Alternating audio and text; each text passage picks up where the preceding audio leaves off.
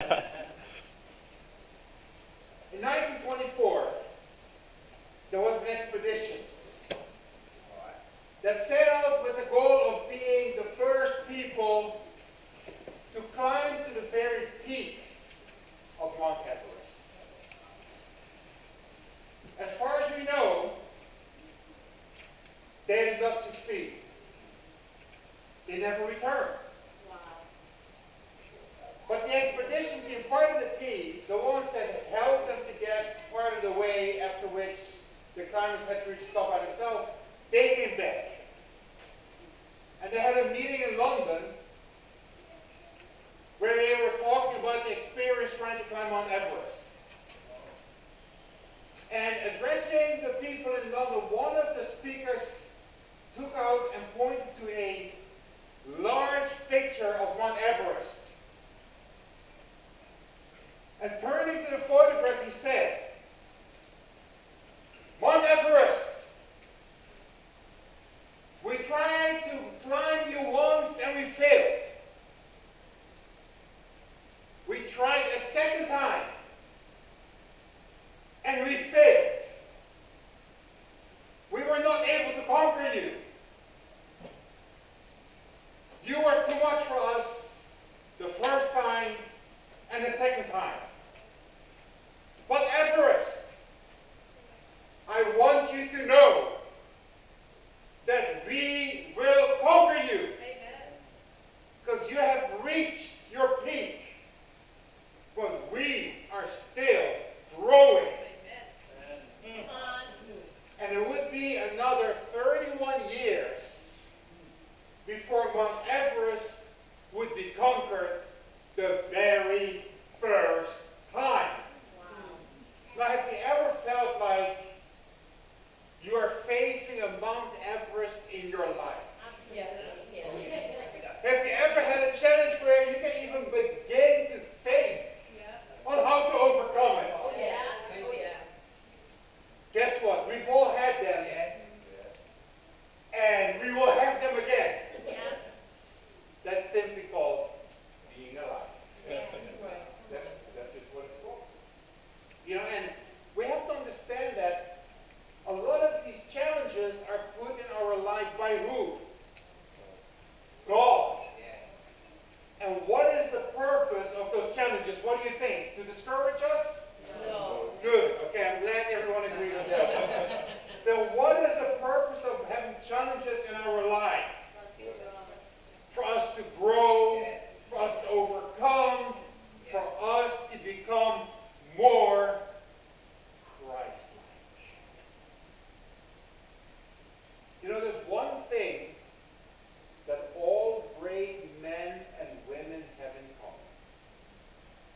Every man or woman who has done something great, the men and women that we read about in the books of history that we have to read at school, the men and women that documentaries are made of, do you know what they all have in common? They all failed many times.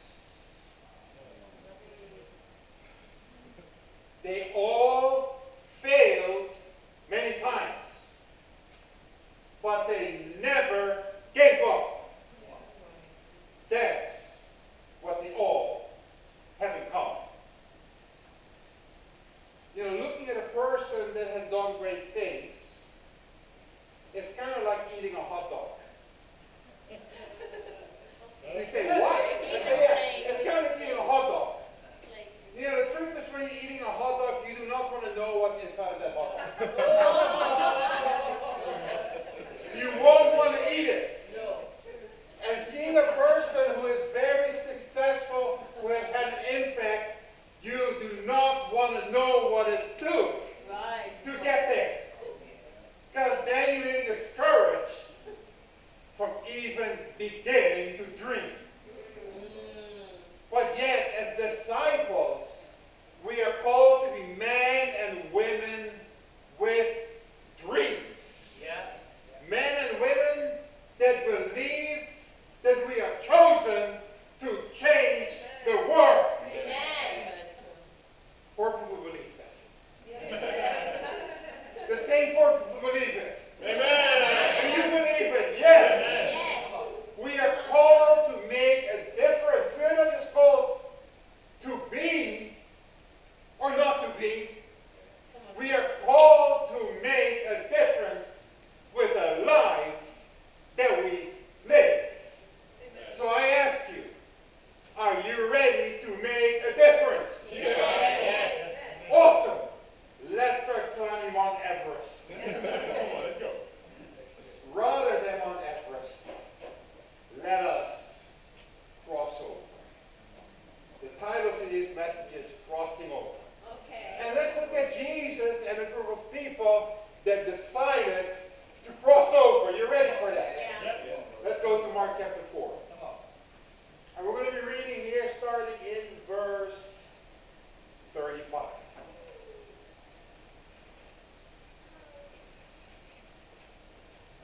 That day, when evening came, he said to his disciples, "Let us go over to the other side." You know, the truth is, Jesus is always calling us to go over to the other side. He's calling us to go to the other side with our convictions. He's calling us to go to the other side in our faith. He's calling us to go to the other side with our commitment. He's calling us to go to the other side in our convictions. He's calling us to go to the other side in our love. And many other things. Leaving the crowd behind, they took him along just as he was in the boat. See, to become a disciple of Jesus, you got to be willing to leave the crowd. Yeah. You got to be willing to take a stand for what is right, regardless of what people may say or think. And believe me, people will start saying things. Yeah. People will start thinking things. But you got to leave the crowd behind and follow Jesus. Yes. There were also other boats with him. A furious squall came up, and the waves broke over the boat, so that it was nearly swamped. Jesus was in the stern, sleeping on a cushion. How in the world can you sleep in a swamp boat? But Jesus did. The disciples woke him up and said to him, "Teacher, don't you care if we drown?" He got up, rebuked the wind, and said to the waves, "Quiet, be still." Then he went back to sleep. No. Then the wind died down, and it was completely calm. He said to his disciples, "Why are you so afraid? Do you still have no faith after all these months of following me?" They were terrified and asked each other, "Who is this? Even the wind and the waves obey him." You know, sometimes we think we know God, but then God does something incredible through our lives. We're like, "Man, I did not know God at all." Or we think we know God, and we see someone outgrowing us, and we're like, "I did not know God." You know, there's always a storm when we are called to cross over. Anyone here ever been in a storm? Yeah. Anyone ever been in a hurricane? Yeah. Really? Yeah. Well, I never have. Yeah. Maybe a hurricane of life, yes. But a physical hurricane, not quite yet. Oh, yeah. But you know, it's very interesting here because the disciples are with Jesus and they had seen tons of miracles, right? And Jesus is in the boat sleeping. The storm comes. Now, this was the Sea of Galilee. And because the Sea of Galilee was so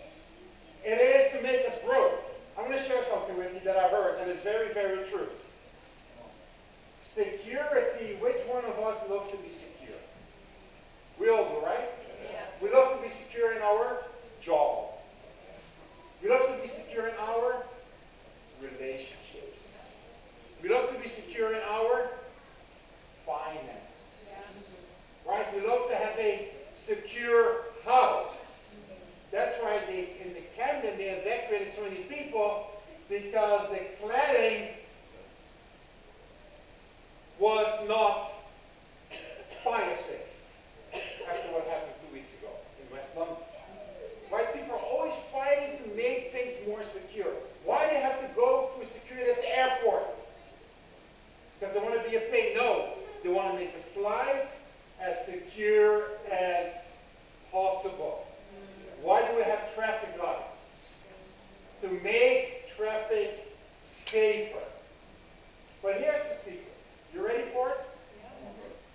I hope you're not going to get upset at me. Okay? Security is just an illusion. Security is just an illusion. As much as we like to feel secure, it is only an illusion in this life. We cannot guarantee it. Now, we can certainly do things to diminish our security significantly, but to increase it is very hard and it's impossible. You know, as growing up, you know, we all remember when we were young, and sometimes we just thought we were going to boss our parents around. And how did I do that? Mom, I must have this. Yeah. And her response was always, you must only do 2 things. Pay taxes and die. And there was a way of telling me, don't tell me you must have this. You must have oxygen, right? If you want to live. But security is really just an illusion. There's only one thing that we have, or that we can have, that no one can ever take away from us. And my dad used to tell me always, you know, we really did everything we could to give you a good education, because an education is the only thing that no one can take away from you. But yet, death will take it away.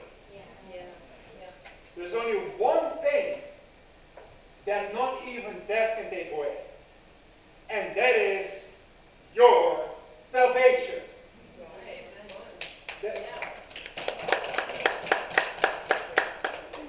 That is the only thing that is secure. Some of us are afraid to take risks. Why? Security.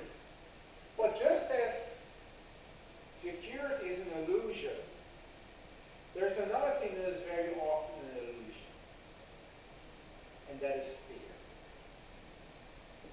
Oftentimes, fear is just an illusion as well. It's just something we need to overcome for us to see, man, this is just an illusion. How is fear holding us back? How is fear holding you back from crossing from one side to the other side? What is it that you fear the most? You know, the disciples here, they were very fearful. Let me ask you a question. Would you be fearful in this situation? Absolutely. Absolutely. Have you seen Jesus do miracles? Yes. Had Jesus proven to them time and time again that he cares? Absolutely. Did they believe that he was the Messiah? Totally. That they walked with him? Totally. Yet, what was the question they asked when the boat was swamped? Do you care? Hello! You are so unloving!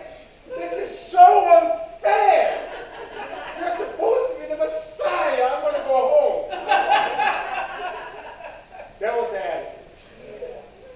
Don't you care that we're wrong? But you know, we are so similar, right? Yeah. How many times do we face challenges and we're like, God, do you even care? Hello, God, I'm down here!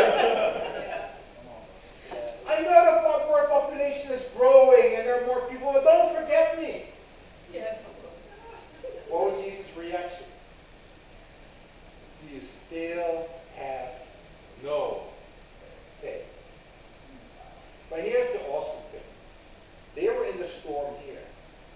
I know one thing. If they were going to go to a similar store a second time, what would their reaction be? Different. Because they had been through one storm already. Now, when the second one would come, it would be different. Yeah. You know, when I became a disciple, which is going to be next month, 27 years ago. Wow. And yes, I did have hair in those days. In case you're wondering.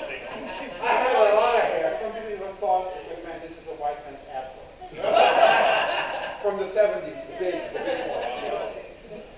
But when I became a disciple, I was so incredibly fearful of what people would think. I mean, have you been there? Yeah. Hesitant and worried what people think about you. Yeah. That was my biggest fear. What is my family going to think? And what are my friends going to think? And we didn't have all my friends at that time happen to be Jewish. So the relatability factor there was not exactly optimal. But I was so worried, and then I said, you know what, I just got to go for it. I got baptized, I became a disciple. I started taking a stand for things. I started sharing my faith. And you know what amazed me? My friends became afraid of me. I was like, oh my goodness, here I was so scared of them, and now what's happening? They are afraid of me. One guy even, I was in the bookstore, the university bookstore, buying books for the new semester.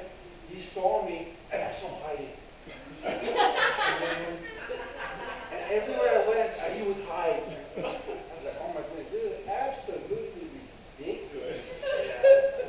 I know I'm a big guy, but I've never bitten anyone. I don't intend on biting anyone, but they became so scared of me. And, you know, fear a lot of times is just an illusion. And insecurity a lot of times is just an illusion programmed into our mind. Well, what do you need to do? You just need to throw it, go with a mouse click, delete in the garbage bin. Yeah. Now the question is, how do you do that? Come on, tell us. How do you do that? You do it by confronting it head on. You do it by overcoming by practicing. Yeah. There's a very interesting experiment that was done by a ceramics teacher that was actually with young children. And the ceramic teacher divided the class into two groups. And one group got a lot of clay, and the teacher said, okay, you are going to be judged on the quality of the pot that you're going to make. You'll be judged on the quality.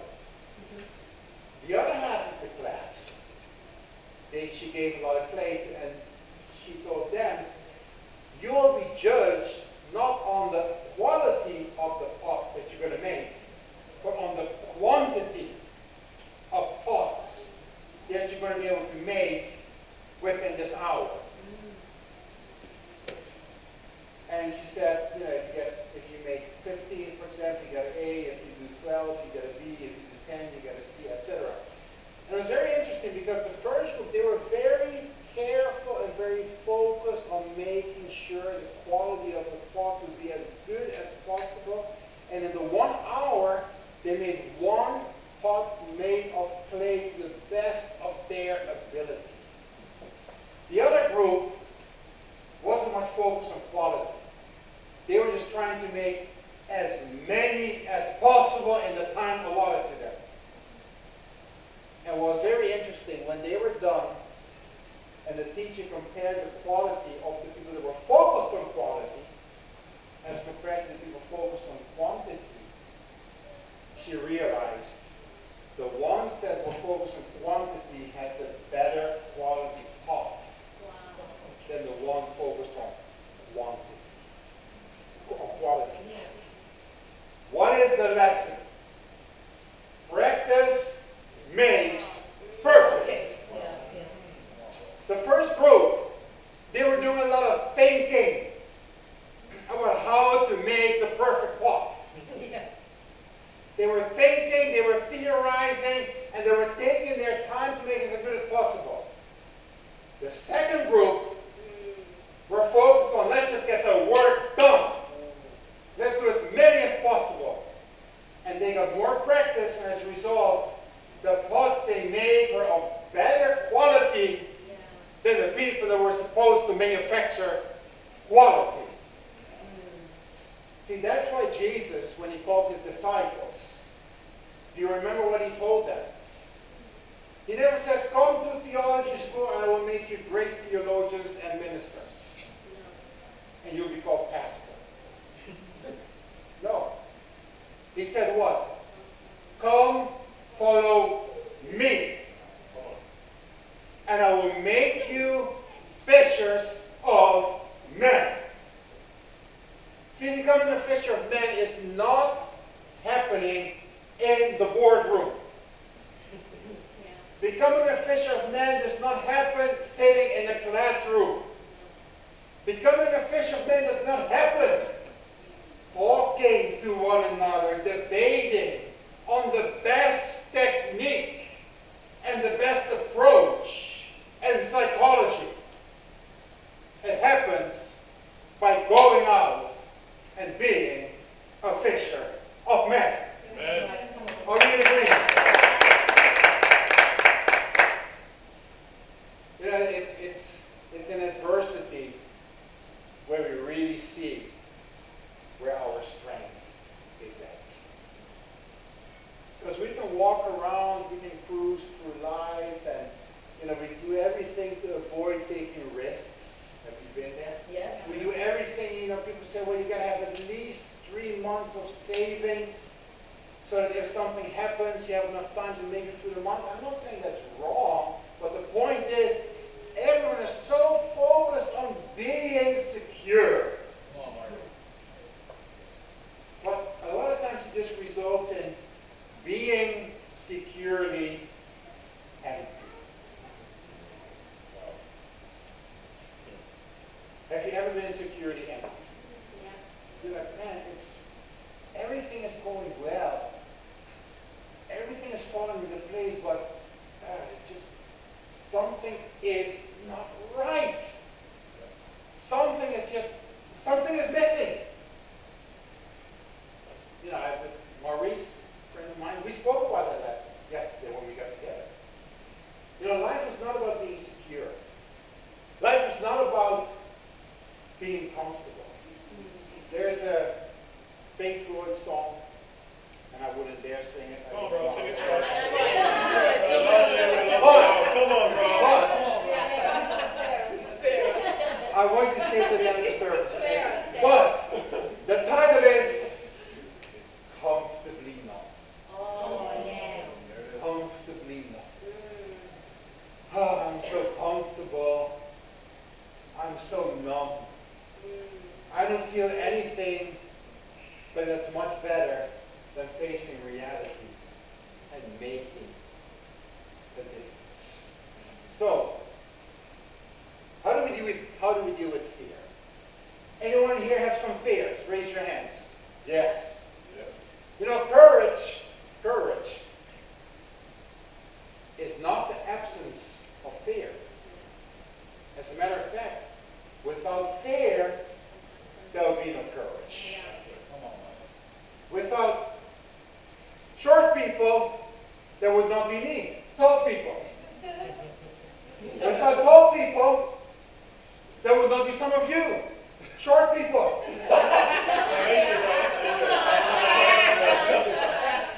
Well, actually, come to think of it, in this room is everyone except the gay. Without wisdom, there would not be stupidity and foolishness. Right? So, courage is not the absence of fear. Courage is overcoming fear. So how do you deal with fear? Well, you go to fear and you say, fear, look me in the eye. Fear, I'm going to pay no more attention to you. Amen. Yep. I'm going to neglect what you tell me, and fear, I'm going to do what is right. Get out of my way. Amen. That's how you deal with fear. Amen. How do you deal with selfishness? You say, selfishness? I know you're selfish. Well, look me in the eye. From now on, you and I are going to go separate ways. Yeah. Come on. I may not like it, but that's exactly the point. I'm going to do it anyway. Amen. Yeah. How do you deal with insecurities? You say insecurity, stop looking down, look me in the eye. I've been with you for too long. Yeah. Come on. I think we're going to go separate ways. Now I know it's going to make you feel uncomfortable, but you know what? I can do without you. Yeah. Come on. And you part ways with insecurity. Faithlessness. You say faithlessness? I know you don't have the faith to believe this. But guess what? I'm going to leave you alone. I'm going to go a different way, and from now on, I will no longer keep your company. Bye-bye, faithfulness. Yeah. Overcoming all of those require action. Yeah. Okay. I have a question for you. In a deep hole, there were 5 frogs. And 3 decided to jump off. How many were there? No. 5, because they only decided to jump off. They didn't jump off. See, it's not enough to decide. You gotta do it. Yes. Oh my God. And then you know you are on the right track. Yeah. See, guys, in the end, there is only one thing worth living for, and that is eternal life. Anything else and everything else will disappear, right? Yeah. It will totally disappear. So last week, I decided, I really need to have a lot more faith. I just need to repent of faithlessness. And I also got discipled on some insecurities. And I decided, I just need to be secure. And I said, okay, what are the things that I do not like to do? And I thought of a couple, and I said, those are the things I am going to do. Because I know that's what I need to be Christ-like. So what are those things? Well, one of them is share with anyone and everything, as long as it's human. No matter how they look, men, women, poor, rich, I need to share with every single type of person. So one of the things I usually don't like is share my food with women. Now, I have nothing against women. I'm married to a woman, obviously. But I never like doing that, so I said, I just need to start sharing my food with women in the tube. So a few days ago, Maria and I were in the tube. She was about 4 or 5 seats down from me. This woman was sitting next to me, and I shared with her. And it was awesome. And I shared with many other women. And Maria said, man, you were speaking so loud, everyone could hear you. I was like, that is awesome. That's great. Let them hear. Yeah. That's exactly what I need to overcome. By nature, I'm someone, I do not like to be close to people emotionally. So what I've done for many years is when I feel like someone's getting close, I crack a joke. And people start laughing, but meanwhile, keep your distance. Yeah. But I decided, no, I have to stop. I have to become like Jesus, someone who can really bond with people. See, but if you take no action, you will not change. So my question to everyone here today is, what have you been avoiding to deal with in your character that you know it's time to overcome? What do you have to do? I challenge you today. Confront it and overcome it. And when you overcome, you're going to feel so cranking awesome that you finally had victory over something that perhaps for years has been holding you down. We started in the South, right? What, half a year ago or so? About half a year in December. I'm encouraged, David is here, sitting in the back there. And, he's like, I am determined. I need to become a disciple. I need to get baptized. I need to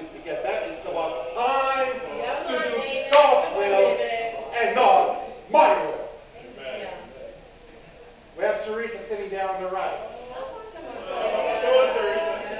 Now, I know you don't want me to mention your name, but I know you want to overcome, so that's why I did it anyway. Exactly. Come on, overcome, Teresa. Yeah. You know, Marie had been reaching out to her for 3 years before she finally came out to something. And now she is fighting to overcome. Amen. You know, what I've noted that in the half a year that we've been meeting at the South, there are some of us who've never ever had a friend come to church. 6 months. Never had anyone come to church. Do you see something wrong with that picture? Yes. Come on, bro. Right? Something needs to change there. Come on, bro. So you need to identify what it is in your heart. Is it a lack of faith? Is it a lack of courage? Is it a lack of commitment? But you got to identify what it is, and you got to confront it head on and say, "No more." Amen. Are you with me? Yes. Awesome. The storms of life will hit. The question is not if they will hit. The question is, how do we deal with it? As you all know, about a month ago, it was Wednesday, some of the people at the church, we were playing football, and I started feeling this pain in my back. And I was like, man, I'm getting really old. I mean, I know I'm old, but this feels like I'm 80 years old. Where is pain coming from? So I just was like, man, I am old, I'm close to retirement. No, come on. This is it. No. And I was like, I'm not going to play in the next World Cup anymore. No. I'm too old for that. Then I got home and feeling better, and all of a sudden I started feeling pain in the side, and went to the bathroom. And by the way, when I thought I have to stay with you, you think you're a young man? You're getting old, she told me. I said, well, you go play football, you're an old man, and that's not for you. And I went to the bathroom, all of a sudden the pain hit me, and I just started screaming in the bathroom. I went to the bed, I laid on the bed, and things just got more and more intense, and we called 911 or whatever the number is, and 111 or 999. anyway, in the States it would be 911. Okay, give me a break. And we asked a few questions, and they said, okay, you need to get to the hospital as soon as possible. So we drive a car, and we called a few disciples so they could pick us up, but we couldn't get a hold of anyone, so Maria called the ambulance, and the ambulance came, was asking me some questions, and I was like, just give me those painkillers. Just do what you need to do. So they kept asking me questions, so they had me breathe through this pain, and the pain subsided a little bit, went into the ambulance. Maria and Kara were there with me, and the pain just became more and more intense, and it was so intense. And as I was going through the pain, I actually thought of a few people. I thought of my grandfather, who I never knew. But my father tells me, and obviously it's true, he died of bone cancer in the 50s. And my father tells me, or told me how he would enter the hospital and hear my grandfather screaming from one end of the hospital to the other. So I thought of him. I thought of people in Syria, you hear the bombs of the hospitals. But what I thought about most was Jesus. And I was like, man, how in the world was Jesus able to go through what he went through? With the crucifixion, being beaten, being flogged voluntarily. How in the world was he able to just control himself completely? We're hanging on the cross, he would tell John, take care of my mom, and told his mom to take care of John. It was like, they're John was very young. So I just could not comprehend how Jesus was able to do that in the incredible amount of pain that he must be going through. It was much more than what I was going through, which later we realized were kidney stones. And so the ambulance picked me up around 12 o'clock at midnight. And around 6 in the morning, the nurse came and said, we have to do this and this, only in the special machine to take a picture. But they won't be here till 8:30, so I think we're going to send you home. You have to come back later. I was like, are you crazy? I ain't going to go nowhere. I am staying right here, and you keep giving me those things. I was like, this lady must be from Mars. She is crazy. Send me home. And I told Maria that after she left. I said, I ain't going to go nowhere. I'm going to stay right here. But it turned out to be a kidney stone. And I heard later from a few women that said, you know, kidney stones can be more painful than giving birth. Oh my goodness, I've given birth from the sun. But I was quite happy because, you know, sometimes you see, you men are so weak, you didn't know what it's like to give birth. Well, now I can say, well, I know what it's like to give birth. I have more pain than that. What do you say to that? Thank you. But the point is, I was like, man, Jesus did so much. I was like, man, I don't know how he could do that. Come on, Mark. And he did it for us. Right? So I want us to turn to Matthew 26. Now today, later, we have the wedding, right? Yeah. Sean and MJ's wedding at Portchester Hall starts at 3:30. So that's why today's sermon is also the communion, so we can keep the time a little bit shorter. But Matthew 26, and Jesus here, this is really the night that he got arrested. And what's amazing is, you know, if you read a biography of any well-known person, the brunt of the biography is about his or her glory years.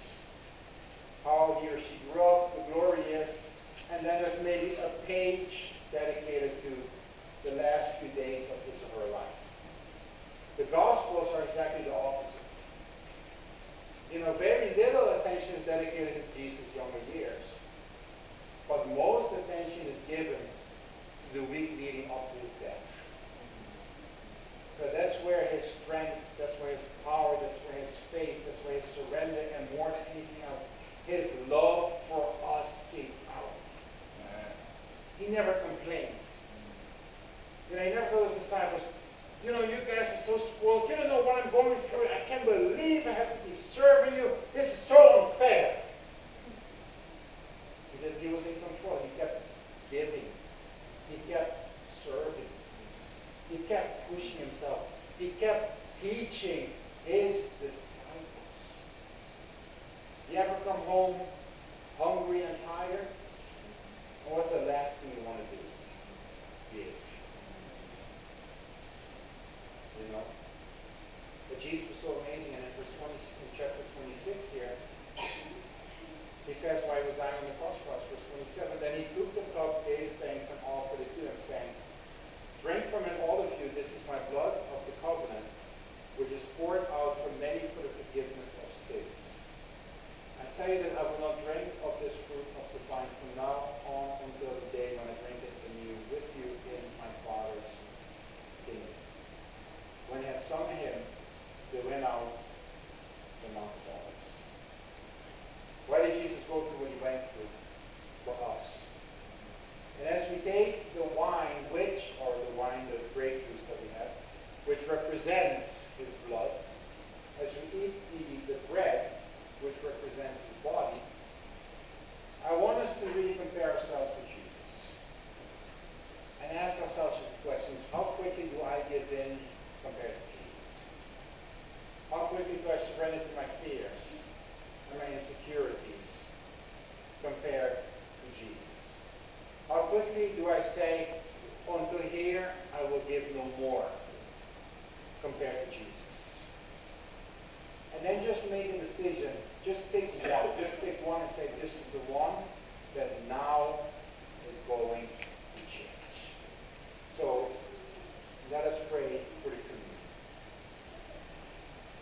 Heavenly Father, thank you so much for your love, for the incredible example that your Son set for us, that inspires us so much, that holds us higher. But indeed, we all lack in different areas, but we can get comfort in the blood of Jesus. We can get comfort in knowing that whatever we're going through, your son went through it many, many more times worse.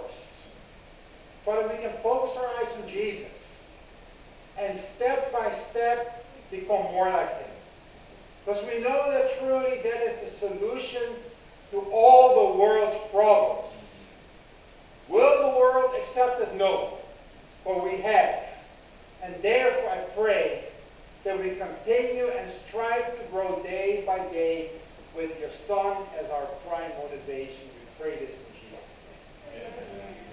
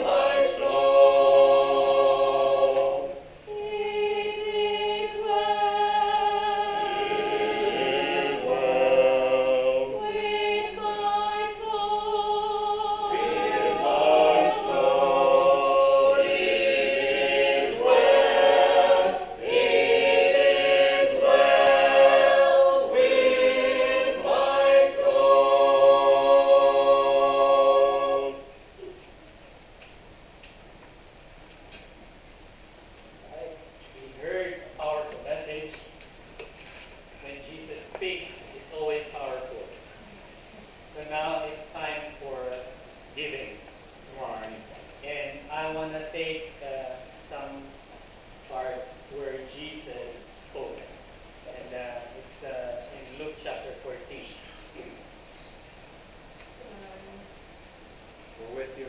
Starting in verse 1, it says, one Sabbath, when Jesus went to eat in the house of a prominent Pharisee, he was carefully watched, being watched. And continuing in verse 7, and he noticed how the guests picked up the places of honor at the table. He told this parable. When someone invites you to a wedding feast, do not take a place of honor, for a person more distinguished than you may have been invited. If so, the host who invited both of you will come and say to you, give this man your seat. Then, humiliated, you will have to take the least important place. But when you're invited, take the lowest place, so that when your host comes, he will say to you, friend, move up to a better place.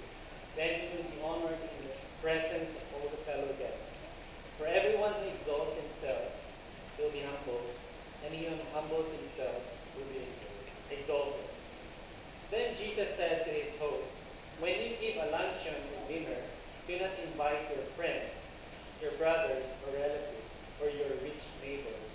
If you do, they may invite you back, and so you will be repaid. But when you give a banquet, invite the poor, the crippled, the lame, the blind, and you will be blessed.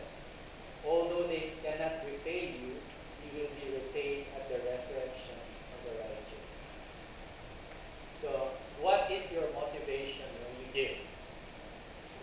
Are you motivated to give because you have something in return? I sometimes feel that with some friends, like when they try to make friends with influential people, because sometimes, someday, they think. But I also fall into that category. Sometimes, I don't want to be friends with this guy because he has lots of money. So sometimes the motivation is something that you can get back. But Jesus said here, when you give so that you will not get back. So that's actually the heart of giving that Jesus was teaching. And in fact, in verse 33, he says, in the same way, any of you who does not give up everything he has cannot be my disciple.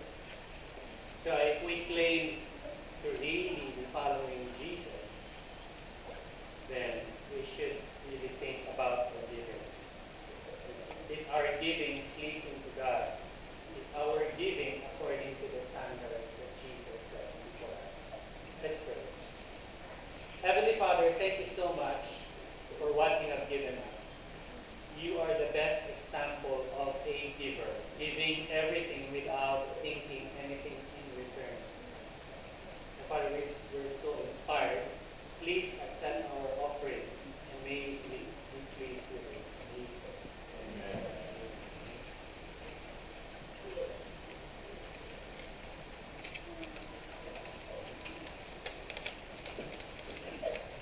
Thank you, Lord, For loving me, and thank you, Lord, for blessing me. Thank you, Lord, for making me whole and saving my soul. Thank you, Lord, for loving me. Father,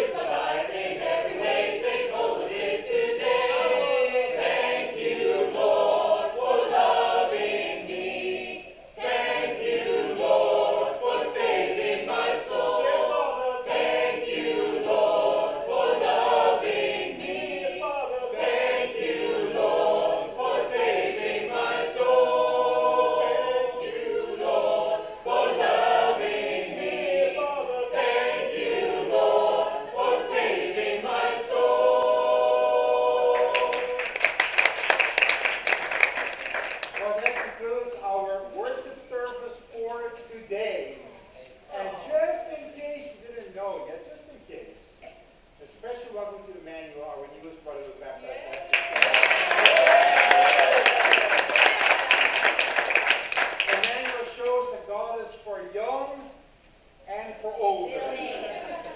Not old, older. Right? But thank you to Tomiwa for giving us such a great welcome and encouraging us that we actually will live long. Mano for a powerful prayer.